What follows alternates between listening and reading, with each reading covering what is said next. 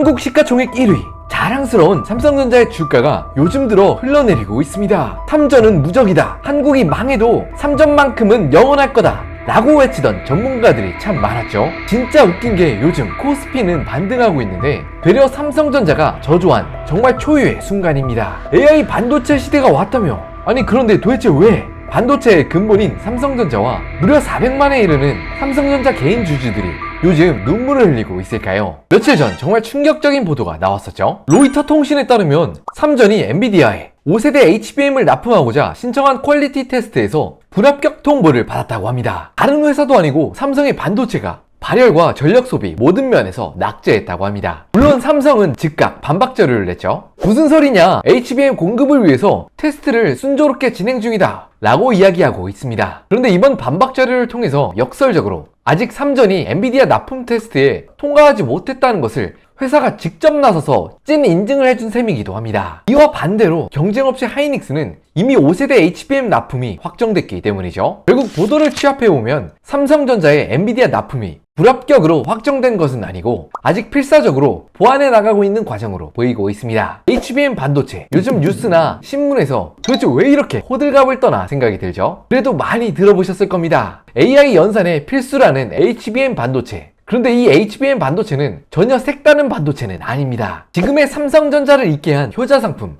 바로 DM을 이렇게 수직적으로 층층이 쌓아 데이터 처리 속도를 현격하게 높인 상품이 바로 HBM이라고 합니다. 이쯤에서 이런 생각이 드시죠? 그럼 결국 HBM은 메모리 반도체고, 메모리 반도체 하면 전 세계에서도 삼성전자가 제일 잘하는 거 아니야? 그럼 삼성전자한테 호재 아니냐고. 그런데 여기서 삼성전자의 정말 뼈아픈 실수가 드러납니다. D램을 마치 빌딩 위에 층층이 높이 쌓아 올리는 HBM. 초기엔 층을 쌓는 게 아무리 열심히 쌓아도 기술적으로 4층까지가 한계였다고 합니다. 그러다 보니 성능은 큰 차이가 안 나는데 위로 쌓기 위한 공정은 마구 추가되어서 성능은 찔끔 좋아지는데 제조는 정말 몇 배가 비싸지고 결국 HBM은 가성비가 나쁜 상품이라는 결론을 내어버렸죠. HBM, 그게 돈이 됩니까? 2019년 미래가 없다고 판단한 삼성전자는 무려 HBM 사업부 통째를 날려버렸다고 합니다. 그리고 이것이 하이닉스와 삼성전자의 운명을 통째로 갈라놓았죠. 이로부터 고작 몇 년 후 챗GPT와 함께 AI 연산에 필요한 GPU와 또 GPU 구동에 필수적인 HBM의 수요가 폭발적으로 늘기 시작했죠. 삼성전자가 버렸던 HBM은 어떻게 AI 붐에 같이 탑승하게 되었을까요? 아니 분명 가성비 엄청 안 나온다며. 2019년엔 그랬지만 2024년 요즘은 더 이상 그렇지 않다고 합니다. 불과 5년 만에 기존 적층 높이의 한계였던 4층에서 12층까지 믿을 수 없는 속도로 기술이 발전했다고 합니다. 메모리 반도체가 더 이상 넓게가 아니라 위로 높이 쌓인 덕분에 HBM 반도체는 단층으로 된 반도체보다 GPU로부터 통신거리가 확연히 짧아 노이즈 간섭 등 성능이 개선되었고 무엇보다 소비 전력이 4분의 1로 떨어졌다고 합니다. 사실 HBM은 아직 D램 전체 시장에서 생산량 기준 5%밖에 되지 않습니다. 그런데 매출로는 무려 21%나 차지하죠. 100단가 차이가 무려 4배. 이러니 메모리 반도체 회사들이 팔고 싶어서 정말 근질근질한 상황입니다. 전망은 더 미쳤습니다. HBM의 매출과 생산량 모두 5년 10년이 아니라 불과 1, 2년 안에 시장 규모가 몇십 퍼센트, 몇백 퍼센트로 뛸 것이라고 전망하고 있다고 합니다. 정밀하고 오차없는 반도체를 찍어내는데 엄청난 강점을 가졌던 삼성전자가 왜 이번에는 엔비디아 납품 테스트도 통과하지 못하면서 체면을 한껏 구기고 대세 상승장에 탑승하고 있지 못한 걸까요? 물론 여러 가지 이유가 있겠지만 그 중에서도 세계 최강 반도체 장비 업체로 성장하고 있는 한미반도체와의 관계가 다시금 주목받고 있습니다. 한미반도체는 반도체 칩을 붙이는 본딩 장비 업계의 세계 최강자인데 대표 제품으로는 TC본더가 있죠. TC본더는 바로 앞서 언급했던 HBM 생산 과정에서 가장 핵심적인 반도체 생산 장비입니다. HBM은 수십 개의 D램을 무려 1024개의 구멍을 통해 연결하게 됩니다. 바로 이때 TC본더는 이렇게 적층된 D램들의 정렬이 틀어지지 않고 성능이 균일하게 유지하기 위해 나노 단위의 아주 정확한 위치에서 열과 압력으로 수십 개의 반도체를 꽉 붙인다고 합니다. 삼성전자의 경쟁업체인 하이닉스가 한미 반도체로부터 TC본더를 납품받아 수율과 성능을 모두 끌어올려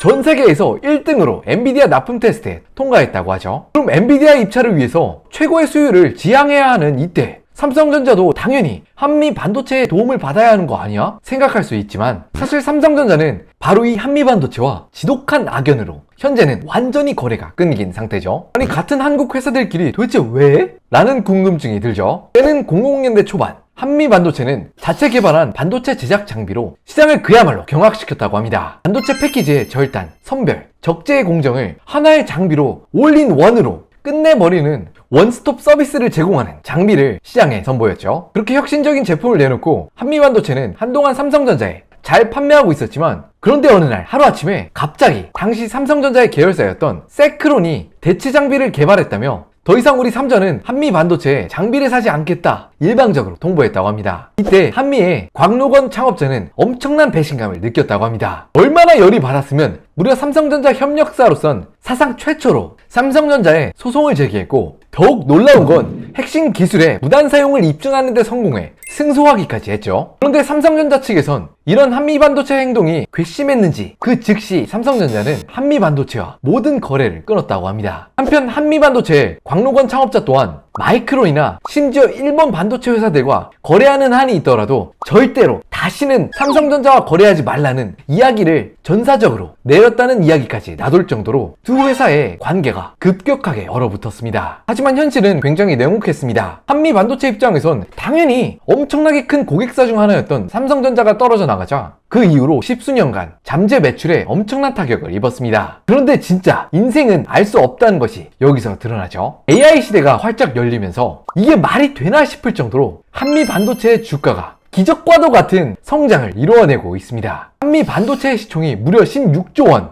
현재 창업주의 일가가 주식의 약 40%를 보유하고 있어서 추정되는 재산이 약 5조 원 정도라고 합니다. 한때는 정말 비교할 수가 없을 정도로 넘사벽으로 여겨졌던 삼성 일가와 한미 반도체 일가가 지금은 20조 원과 5조 원 정도로 차이가 좁혀졌다고 하니까 진짜 격세지감이죠. 다시 HBM으로 위기를 겪는 삼성의 이야기로 돌아오자면 한미 반도체의 창업주도 몇 달 전 타계했고 오랫동안 자리를 지키던 삼성전자의 반도체 경영진도 대거 물갈이 된 바로 이 시점이 삼성전자와 한미 반도체가 오래된 감정을 싣고 이번에야말로 손을 잡고 한국 반도체 시장을 키울 수 있는 절호의 기회가 되진 않을까 많은 사람들이 기대를 하고 있습니다. 하이닉스를 제외한 최고 경쟁자인 마이크론 또한 HBM의 수율이 현재 20%에도 못 미친다는 소식이 이어지고 있어 삼성전자가 아직 이번 기회를 완전히 놓친 것은 아닌 것으로 확인되고 있습니다. 저는 삼성전자에 주식을 가지고 있지는 않지만 한국 경제 전체에 막대한 기여를 하고 있기 때문에 꼭 좋은 소식이 들렸으면 좋겠습니다. 오늘의 한 줄 요약, 요즘 들어 정말 그립습니다. 쉽고 빠른 생활 정보를 원한다면 스캠닥터.